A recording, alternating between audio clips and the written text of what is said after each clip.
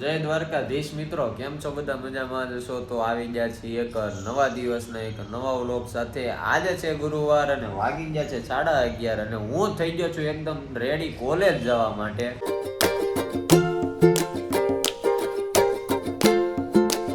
તો આજે આપણે સુરત ભેગા થવાના છીએ અને છે આપણી લાસ્ટ એક્ઝામ. તો પ્લાન એવો કંઈક હતો કે સુરત જાશું ગાડી લઈને, હું અને પપ્પા પહેલા વડોદરા આવશે, પછી વડોદરાથી અમે ગાડી લઈને જાશું.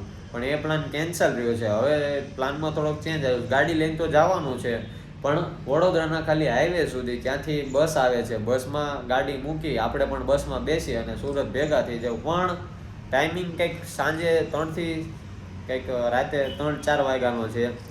હવે જોઈએ, એ પ્લાન પણ થોડોક અગુડગુ છે, કંઈક 80% સમથિંગ છે. હવે પોસિબલ શું થાય છે શું નહીં ખબર નહીં, પણ આજે છે આપણી લાસ્ટ એક્ઝામ, એ કમ્પ્લીટ કરીએ. અને પ્લાન એવો છે કે કાલ સવારે હું સુરતમાં હોવો જોઈએ, બસ બીજું કાંઈ નહીં. આપણે સુરત ભેગું થવાનું છે. એટલે સામાન તો પેક કરી દીધો છે. પેલું બ્લેક કલરનું બેગ અને આ જે પર્પલ બેગ છે, એ બે બેગ જ લઈ જવાના છે. બીજું કંઈ છે નહીં આપણી પાસે વધારે સામાન. અને આપણી એક બાઇક, બસ એટલું આપણે સુરત ભેગું કરવાનું છે. 19 તારીખ સુધી રજા છે. 18 તારીખે આપણે પાછા આવી જવાના છીએ. હવે જોઈએ શું કરીએ છીએ સુરત જઈને, બધું કરીએ, પણ પહેલાં આપણે આજની એક્ઝામ પૂરી કરીએ. ચાલો. તો ફાઇનલી મિત્રો આવી ગયો તો રૂમે. વાગી ગયા છે કંઈક 5:30 જેવું થવા આવ્યું છે. હું ડાયરેક્ટ મોર્નિંગમાં વહી ગયો તો એક્ઝામ દેવા. તો એક્ઝામ તો સારી ગઈ છે. બધા પેપર પણ આજે પૂરા થઈ ગયા છે. આવી ગયા છે 5:30. હજી પપ્પાનું કાંઈ કોલ આવ્યો નથી. 6 વાગ્યા આજુબાજુ મને કોલ કરશે શું કરવાનું છે ને શું નહીં. તો અત્યારે તો હું ફ્રેશ થઈને પહેલાં તો સૂઈ જાઉં, અને પપ્પાનો કોલ આવે પછી આપણે જોઈએ શું થાય છે ને શું નહીં. તો હું તમને ફ્રેશ થઈને થોડીક વાર આરામ કરીને મળું. બાકી આગશે આપણું બધું પૂરું. ને હા, ટ્રાય કરશું કે કાલ સવારે આપણે સુરતમાં હશું. ગાઈસ, તમને આવીને હું તો સૂઈ ગયો હતો. તો અત્યારે 8:15 જેવું થયું છે. તો હું ઉઠીને જમી આવ્યો છું. પપ્પાનો પણ કોલ આવી ગયો છે કે ફાઇનલ છે જવાનું, 3-4 વાગે બસ આવશે. તો ત્યાં જવાનું છે, પણ તોય હજી કાંઈ ફાઇનલ ન કહેવાય. કદાચ લાસ્ટ ટાઈમમાં કેન્સલ થાય, કાંઈ નક્કી નહીં. સામાન આપણો બધો રેડી છે. ખાલી કરવાનું એટલું છે કે બાઇકમાં જવાનું. અહીંયા કંઈક અડધી કલાકનો રસ્તો છે, ત્યાં જવાનું મારે. અને ત્યાંથી એક ક્યાંય હોટલ છે ત્યાં ઊભું રહેવાનું છે. ત્યાંથી બસ આવશે ને બસમાં બાઇક ચડાવીને આપણે બેસી જવાનું બસમાં. એવો કંઈક પ્લાન છે અત્યારે. જમીને તો આવી ગયો છું, હજી રાતે 3-4 વાગે જવાનું થશે. તો ત્યાં સુધી ટાઈમ તો કાઢો. તો જોઈએ શું કરીએ. ગાઈસ, ફાઇનલી નક્કી થઈ ગયું છે આપણું 8:45 અત્યારે શુભ મુહૂર્ત સાથે નક્કી થઈ ગયું છે કે આપણે સુરત ભેગા થશું. 1 વાગે આપણે વડોદરા બસ આવી જશે એક હોટલે. આપણે 12:15 અહીંયાથી નીકળી જવાના છીએ. હોટલે પહોંચતા કંઈક અડધી કલાકનો રસ્તો છે, 15 કિલોમીટર કંઈક અહીંયાથી છેટું છે. ત્યાં સુધી મારે બાઇક લઈને જવાની છે. ઓલા સામાનને મારે હાચવવાના છે, મને હાચવવાનો છે. એટલે 12:15 આપણે નીકળવું પડે ને. એટલે ધીમે ધીમે આગતા ગાડી જશું અને નિરાતે પહોંચી જશું. પહોંચ્યા પછી હું તમને મળું. તો અત્યારે ઘડીક હું આરામ કરી લઉં અને સીધો તમને મળું 12:15. ટાટા. ફાઇનલી મિત્રો થઈ ગયા છે રાતના 12 અને હું થઈ ગયો છું એકદમ રેડી. એટલે એક હોડી, બીજી હોડી અને અંદર ટી-શર્ટ, એકદમ રેડી. ટાઈટનો આપણે કંઈ ચિંતા નથી. બંને બેગ રેડી થઈ ગયા છે. આ બેગ હું લઈ લેવાનો છું પાછળ ખંભા ઉપર, ને આ બેગ થઈ જાય છે આપણે આગળ ટાંકી ઉપર. તો અત્યારે બાઇક લઈને હું ધીમે જાઉં. ત્યાં પહોંચતા પણ વાર લાગશે, એટલે એ પહેલાં કરી લઈએ આપણે. તો એક્સટેન્શન પણ સરખું મૂકી દઈએ. એટલે હું પહોંચું ડાયરેક્ટ હવે સીધું ત્યાં હોટલે. હજી એ ભાઈનો કોલ તો એમ તો નથી આવ્યો, મને 1:30 વાગ્યાનું કીધું છે. પણ તોય ધીમે ચલાવતા જઈએ એટલે પહોંચતા થોડીક તો વાર લાગશે.